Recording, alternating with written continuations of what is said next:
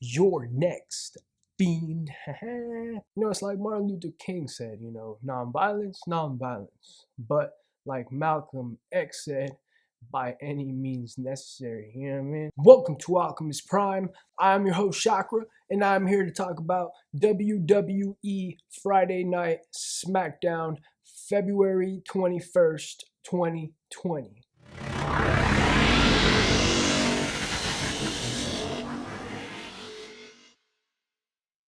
Goldberg, Goldberg, Goldberg.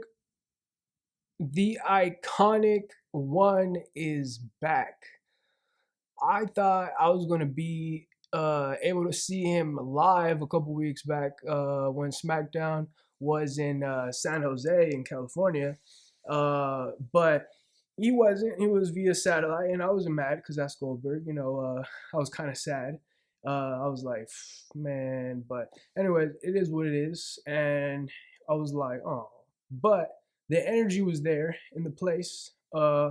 And that place was dope, man. Like, it's all good. You know what I mean? For the first matchup of the night, we got an 8-man tag team doing it big to kick off SmackDown. We got the New Day and the Usos versus Bobby Ziggler, Morrison, and The Miz. The New Day and the Usos picking up the 1, 2, 3. I literally can't wait to see the New Day and the Usos spark up a rivalry, man. Aside from the Viking Raiders, the tag team division, it's just, anyways. But did you see the hostility? The little sparks, between them. Big E was like, we got one over you. We better than you. Like, what's good? I was like, hey, hey. Speaking of, hey, hey, Tucky. Tucky told Mandy and Sonya what they needed to hear, especially Mandy. Man, Otis needs to ignore Mandy Rose 100%. Quit hiding behind, stuff and, watching her and just stalking her low key. And I'm like, man, you got to do your thing. You got to do your thing. You just go out there, find another peach, somebody who likes you, Then we got Lacey Evans finally figuring out she was the bully. I'm not gonna lie though, I can be a bully sometimes, and I can be nice. It's like Martin Luther King said, nonviolence, nonviolence. But like Malcolm X said, by any means necessary. You know what I mean? Then we got the Symphony of Destruction, Strowman and Elias versus Cesaro and Nakamura. This match was crazy, man. This match was hellacious. There was cellos, ukuleles, a ukulele. I like that. Ukulele, ukulele. Anyways, tables, drums, man. There was everything in that mother. Strowman put Cesaro, a drum over Cesaro, man. Freaking. Then later, Strowman freaking slammed Nakamura damn near through the piano. Hit Nakamura in the head, on the side of the piano, man. His head was bleeding. The piano was like kind of like shattered low key. I was like, man, Nakamura really bobbed his head real quick, man. I was like, that was a tough one, dude. Anyways, shout out to him. Elias bleeding, got pushed off the ring and fell like, and his lower back kind of like, like hit the floor / table, like, that's what crashed him to the floor and shit. Landing on the table extremely wrong on the small of his back. That was in practice. I was like, oh, he's bleeding. Dragged himself out. Got a little bit medical attention. Corbin coming out, actually cutting a good promo. I was like, what?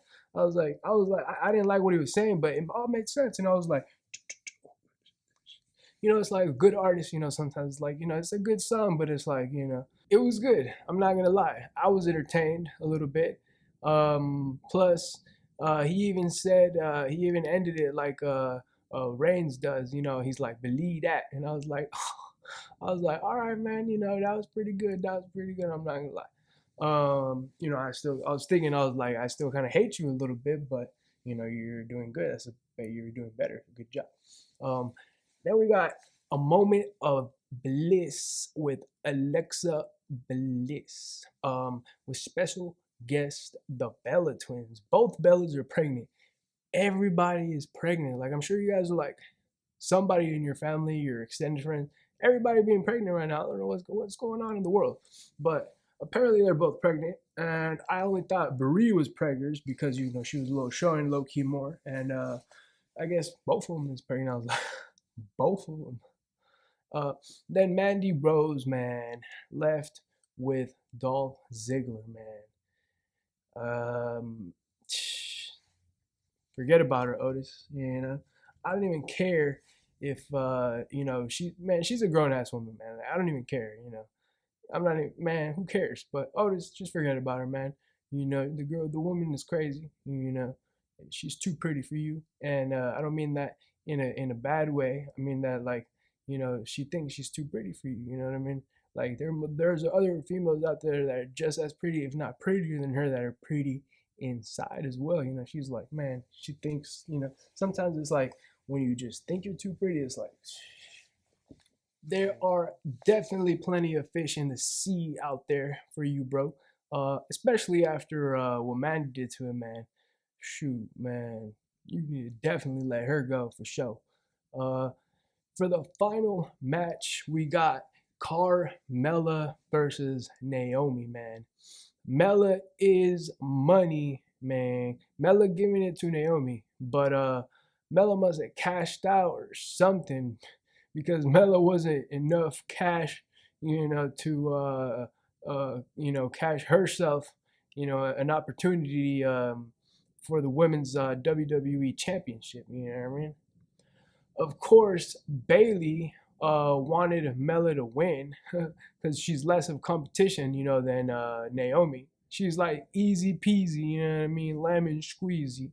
Uh, then finally we got Goldberg at the top of the show for the main event. He's actually there. I was like, man, should have been there when I was there. But anyways, it's all good, baby.